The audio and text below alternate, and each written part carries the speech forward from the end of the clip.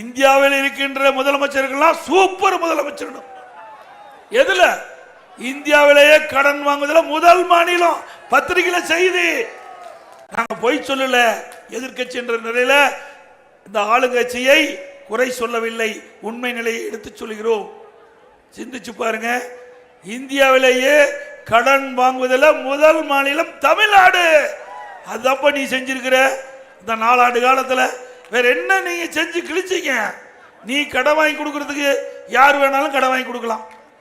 ஏன் இங்க இருக்கிற ராமசாமி, சுப்புசாமி, கண்ணுசாமி, ஏன் இங்க இருக்கிற காமராஜ், இங்க இருக்கிற யார் வேணாலும் முதலமைச்சரானா கடன் வாங்கி கொடுக்கலாம்.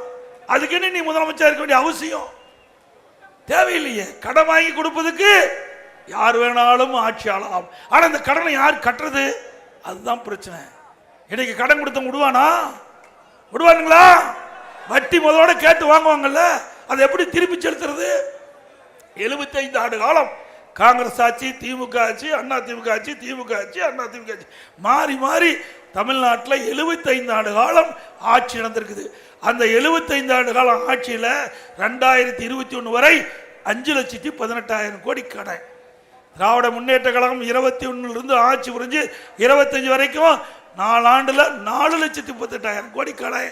இந்த வருஷம் 1 லட்சம் கோடி, 5,38,000 கோடி கடன். இப்படிப்பட்ட கடன் வாங்கின்ற ஆட்சி தேவையா? இந்த கடனை வரி போட்டு தான் திருப்பி செலுத்த முடியும். அப்படின்னா மக்கள் மீது தான் சுமை ஏறும் என்பதை நீங்கள் எண்ணி பார்க்க வேண்டும்.